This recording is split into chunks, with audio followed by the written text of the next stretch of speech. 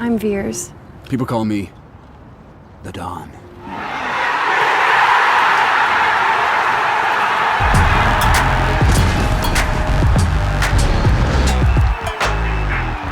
We are back to get into the meat of the train wreck that is the Marvels. If you haven't checked out part 1, do yourself a huge favour and go feast on that wonderful video. The leader of what should be the dead planet of the Kree is Dar-Ben. Man, even the costume department can't be shagged anymore. Dar-Ben looks like a 90s goth chick who is now a mother of 3 but just can't let go of the past. She tells everyone at work that she's the cool one of her friends. She is not the cool one. We know very little about Dar-Ben, but what we do know makes it very clear that if this story was told from her perspective, she would definitely be a hero. Not only have I brought you peace, but I have found a way to return Hala to glory. She takes on the job of saving her whole planet and stopping 30 years of suffering caused by Carol. That amount of energy, but it would kill you. If my life is the cost, so be it. She is even willing to die so her people can have a better life. While Carol has to be convinced to help Dar-Ben's people. You can use your powers to save Hala. I've never done anything like that before. In the last couple of days, I have done a lot of things I have never done before. And that's after already killing most of them. She destroys the Kree. So if Carol killing millions of Kree over a 30-year period without even attempting to help them doesn't drive home what a terrible person she is, we also getting her, against orders, turning up on the Skrulls' new refugee planet. Hold on, do not go in swinging. This is a peace and reconciliation tool. Harry, I got this. Which directly causes a massive attack from the Kree, which just about wipes out all the Skrulls. But then you sick the Annihilator on us. Dar-Ben had offered to relocate all of the Skrulls, The Skrull will take their rightful place in the Kree Empire. so she could strip their planet of its atmosphere. Ridiculous idea. She could have just stripped the atmosphere from the planet she was going to relocate them to. But either way, all the Skrulls would have been alive and finally at peace with the Kree. That plan of peace goes out the bloody window when Carol turns up uninvited and attacks the Kree. She then flies down to make it look like she's been working with the Skrulls the whole time. The Skrulls can't fucking believe it.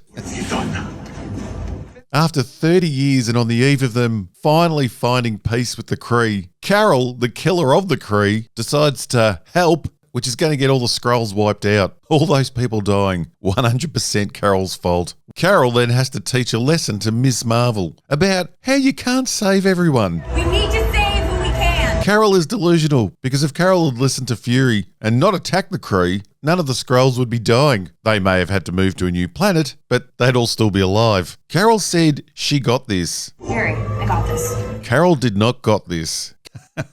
So that's her second planet she's taken care of. Captain Marvel will fix this. Captain Marvel will fix this. She caused the problem, you stupid movie.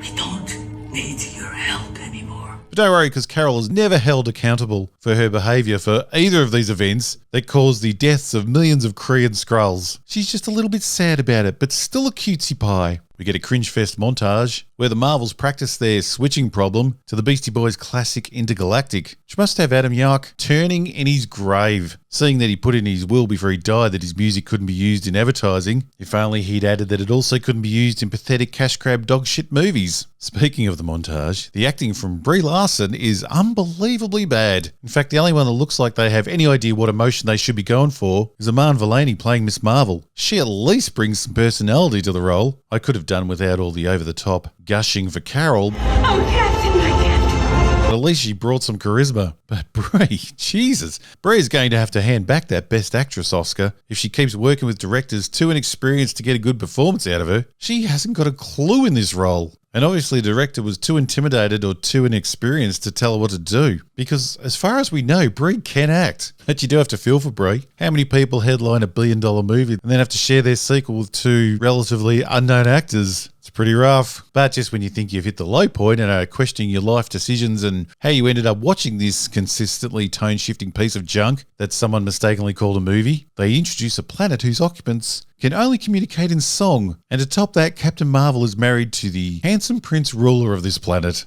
That ain't no woman.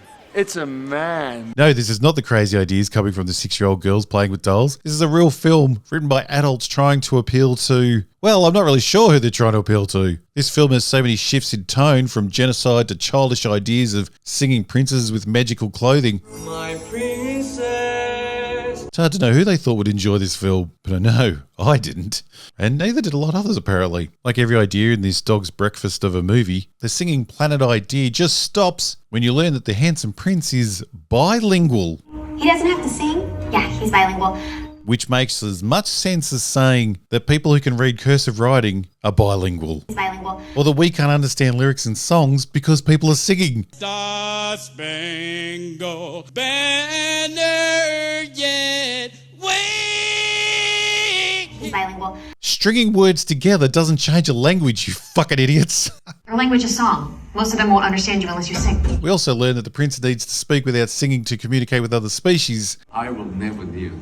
I'm surprised the people from his planet haven't caught on to that they can all do that. The prince provides the girls with new clothes, of course, because, we're breaking stereotypes here. I need to point out that we ended up on the singing planet because Miss Marvel guessed that the Kree could be looking for water next. That led to Captain Marvel guessing exactly the planet they would be going to out of the billions of choices, which is incredibly convenient. Captain Marvel states that Aladna, that's sort of Aladdin sounding, isn't it? That Aladna, her husband's planet, is 99.63% covered in water. The oceans cover 99.63% of the planet. That is a very specific stat. So naturally the Kree, who are after water, turn up and attack the 0.37% that is land. Why? Why are they attacking the land? Even on Earth's 71% water-covered planet, you could start removing the water from the middle of the Pacific Ocean, and no one would know until it was too late. What was the point of the Kree attacking this tiny bit of land on this mostly water-covered planet? They could have been on the other side of the planet, sucking up the water, without even having to get into a fight. A quick pause in this amazing video to thank today's wonderful sponsor, who I must say I've been using every day and loving it. Ridge, the game changer in everyday carry. If you have inherited the habit of carrying the old-fashioned thick and annoying leather wallet, then it's time for a change. It's time to join me in some back pocket freedom and get yourself a Ridge wallet. Ridge wallet comes in over 30 different colours and styles. I went with the Alpine Navy combination to go with my robotic eyes. Ridge also makes matching key cases to complete the look. I can't tell you how much more comfortable it is slipping these in the front pocket instead of half a cow in the back pocket. Back is killing me. Because of that wallet. You got a filing cabinet under half of your ass. Ridge wallet expands to hold up to 12 cards, plus room for cash, while remaining as slim as possible. The Ridge key case safely holds 1 to 6 keys, neatly in your pocket without digging into your leg. But I like how it makes it easy to find that key you need in the dark. That bad boy front door key is always on top when you stagger home after a few. With Christmas just around the corner, the Ridge Wallet key case combo makes the perfect gift. Over 3 million customers and over 80,000 5-star reviews can't be wrong. Plus, with Ridge's 99-day risk-free trial, you can just send it back for a full refund if you don't love it. It even comes with a lifetime warranty, so that's a lifetime gift, my friend. Head to the Ridge Holiday Sale by going to ridge.com/robothead before December 20th, and you will get up to 30% off. Plus, if you use my link, you can enter free for a chance to win a Ridge bundle worth $4,000. Head over to Ridge and get the perfect gift for that loved one or yourself.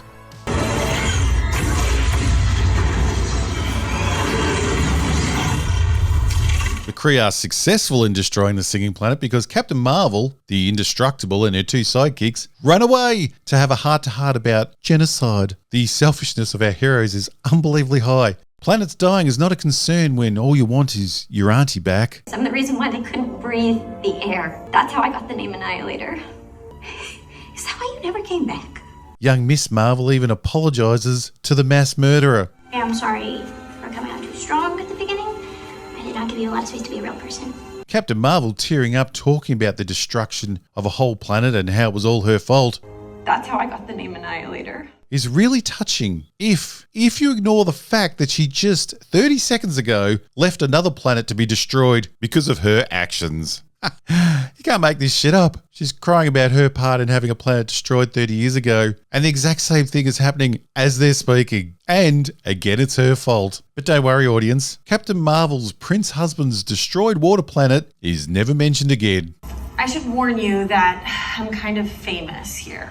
I think famous will be changed to infamous seeing as she just got all these people killed. Nick Fury's real busy in this film. Busy enough to get out of his chair. He's been dealing with a serious threat of bombs turning up all over his space station. Sorry, did I say bombs? God no, that would be way too interesting. They are really eggs containing kittens who are going to save the day. I love how Marvel is going to break stereotypes with female superheroes, and then they make a film that's filled with super bangles, clothing issues, skip rope, a handsome prince, a musical number, and hundreds of CGI kittens. There you go, feminists. Count this film as a win. These CGI kitten nightmares are offspring of the original alien cat who has a stomach like the TARDIS and can swallow humans whole, compact them down, and then deliver them completely unscathed back on Earth. I know we're meant to suspend disbelief, but taking it fucking far now. When they introduced a talking raccoon to the same universe as Iron Man, we all went, wow, somehow they really pulled that off. Yeah, well, that wacky shit has gone way too far when you end up watching tiny CGI cats swallow humans to the soundtrack of the fucking Cats musical. I also love that the creators of this film wanted to remind us of the Cats film that was probably the most hated film in the last decade. It's always a good move to stay in good company.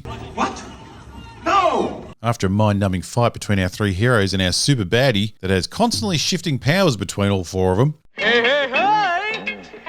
we have Rambo just all of a sudden think of a solution to the destruction of the Kree planet. The reaction in your son's core has slowed.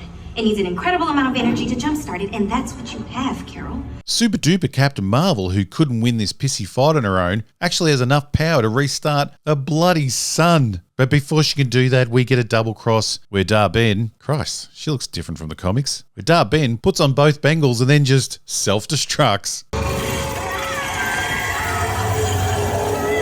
Which is weird because 30 seconds later, Miss Marvel puts on the bangles and she's just fine. This inconsistency's never explained. I'm guessing we can blame the massive reshoots and script changes for this film just losing any grip on a consistent story. Our exploding baddie here ripped a hole to a parallel universe. Can't have enough of that shit. And apparently the only way to fix a punched hole is to punch it again, but harder. Wait, you want us to blast you with the same amount of power that punched a hole in the fabric of space-time? If we want to unpunch it, yeah.